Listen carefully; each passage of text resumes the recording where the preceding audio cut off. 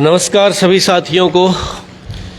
आप देख रहे हैं टुडे न्यूज़ हर कदम सच के साथ। चुनाव की सरगर्मियां तेज हैं और चुनाव की सरगर्मियों के साथ आज हम पहुंचे हैं उचाना मंडी में।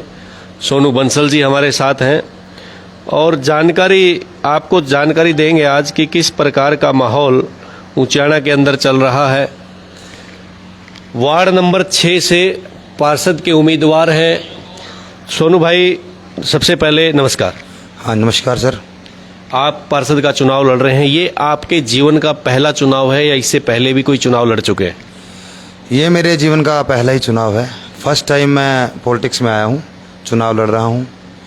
तो जैसा भी घर की सपोर्ट से बड़े बुजुर्ग आशीर्वाद लेकर के मैदान में उतरे हैं और कोशिश है कि जो ये कदम पहला उठाया है हमने, इसको सक्सेस करके अपने वार्ड के लिए, अपने उचाना के लिए कुछ ऐसा करके दिखाएं कि लोगों में मुहिम हो कि किसी बंदे ने हमारे वार्ड में कोई काम करवाया है। क्या क्या मुद्दे रहेंगे उचाना में? जैसे लोकल मुद्दे पानी का रहता है, बिजली का रहता है, सीवर का रहता है, गलियों का रहता है।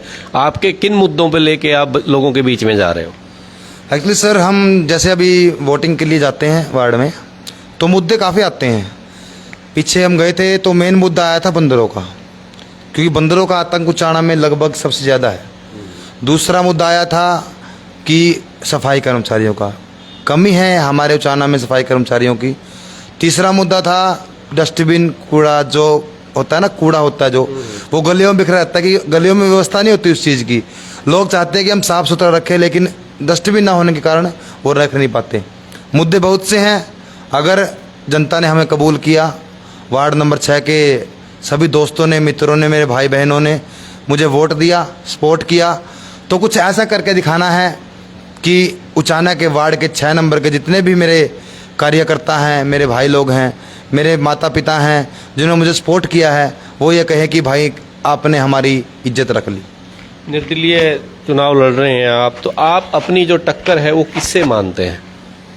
देखिए, टक्कर की कहें तो टक्कर होती है अपने माँ बाप से। अगर एंटी हो, अगर अपने साथ कोई ना हो, माँ बाप का आशीर्वाद ना हो, भगवान का आशीर्वाद ना हो। हम पहले भी सामाजिक कार्य से जुड़े हैं। मैं खुद जागरण करता हूँ, माता रानी के जागरण करता हूँ, बाबा श्याम जी के जागरण करता हूँ और धार्मिक विचारधारा से हम काम करते हैं।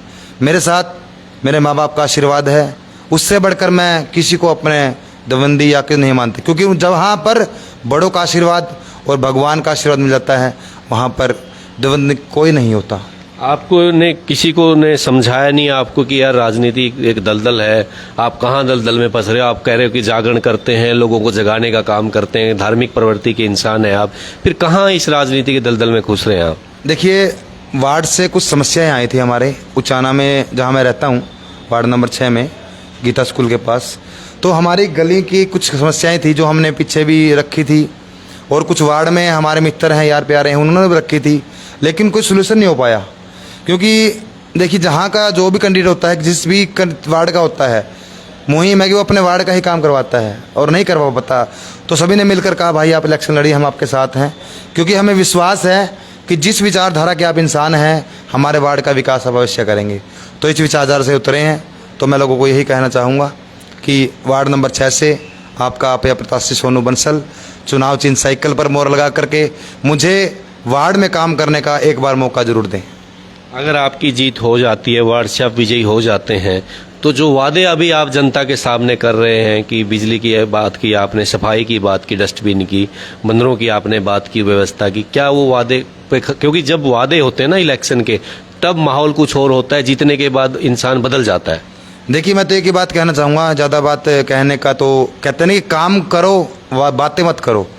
अगर जनता मेरे 5 सालों में मेरे काम से खुश हो, हमारे वार्ड का कोई भी बंदा खुश हो, तो आगे अगर वो खुद आके बोलेंगे भाई आप फार्म भरिए, हम आपके साथ हैं, हम आपको वार्ड का पार्षद बनाएंगे, चाहे कोई भी कैंडिडेट आए, हम आपके साथ हैं, तो मैं सोचूंगा कि हमने कुछ काम किया है, वरना मैं आगे से पॉलिटिक्स में कभी नहीं आऊँगा। ये मेरा आप लोगों से वादा है। तो बड़ी बात कही सोनू भाई ने कि आगे अगर हम अपने वादों पर खरे नहीं उतर पाते तो हम आगे राजनीति में बिल्कुल भी नहीं आएंगे। तो कैंडिडेट्स सभी जी जान से लगे हुए हैं, सभी अपनी जीत का दावा कर रहे हैं और ऊंचाना को एक अभी तक पिछड़ा इलाका माना जाता है, लेकिन अगर पढ़े लिखे पार्षद आए, अच्छी प्रवृत्ति के पार्षद आगे आएंगे तो जरूर ही ऊंचाना की तस्वीर बदल सकती है। टुडे न्यूज के लिए जयग्रुप सहरावत की रिपोर्ट।